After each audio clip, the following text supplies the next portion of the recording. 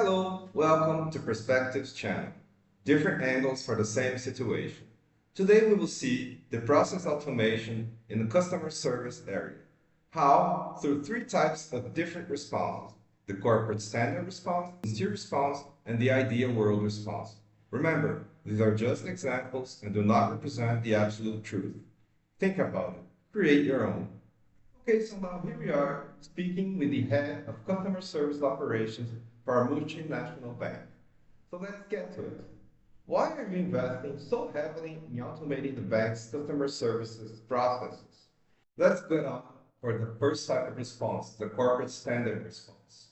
First of all, it's a pleasure to be here. I've been with the company for 10 years, starting as a call center agent in the bank's operations. I rose to the ranks, being promoted to coordinator and then operations manager. Today, I lead all the bank's customer service operations. Therefore, I know exactly how tedious and time-consuming repetitive operational tasks can be for agents. I also know that customers want fast service and their problems or questions resolved immediately. They don't want to be transferred from one agent to another. So modernizing our operations through automation and artificial intelligence will allow us to direct the customer to the right agents and also provide that agent with all the information needed to solve the issue quickly. After all, we are over 1,000 agencies working 24/7. I strongly believe that agents will be happier spending their time on thinking activities rather than boring, repetitive tasks.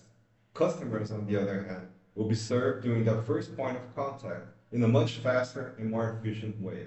What would be our sincere response? To be very honest, customer service today still depends on a human being in 80% of the cases.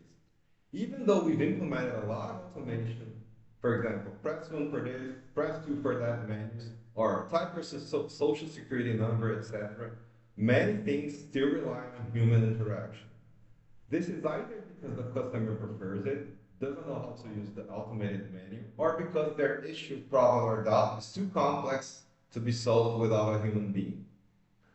However, since we are the storefront of the bank, we have to train agents constantly. We also have high turnover. It's a revolving door of staff. After all, the work is boring and pretty much the same everywhere. So people switch jobs for an extra $50 a month. And many people look for excuses not to work. Just to give you an example, I've caught agents putting soap in their eyes just to get a medical leave for conjunctivitis. I can't condemn them. We live in a country with great social inequality, and I know that. I come from a humble background myself. Furthermore, because the work is tedious and customers are always polite, many people end up on leave of absence for real reasons like stress or mental health issues. I respect that.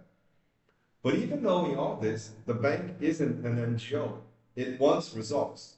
To depend less on human agents, constant recruitment, and non-stop training, the bank is automating to cut these costs. Do I agree with it? Honestly, no. Again, I was an agent.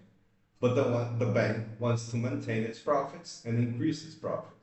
And the customers themselves are switching banks based on service fee and lower prices. At last, the ideal world type of response. In ideal world, the bank, and ultimately its shareholders, wouldn't mind having a customer service operation that carried costs associated with truly taking care of people. The operation wouldn't be seen as a cost center. It would be seen as an investment in the bank's products and service, just as R&D and innovation are viewed today. It wouldn't be a necessary evil, but a vital touch point with the customer and the people acting as employees. Nothing will ever replace human interaction. Let me repeat that. Nothing will ever replace human interaction. Of course, we should leverage technology, but not to replace people, rather to give them better tools and working conditions.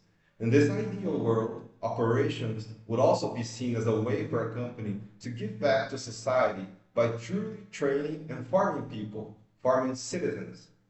On the other hand, in an ideal world, employees will have a sense of purpose and the values to truly help the customer, without needing the job just to pay the bill or make ends meet. Who knows? Maybe one day we'll get there. Okay, today we saw three types of different responses for the same question.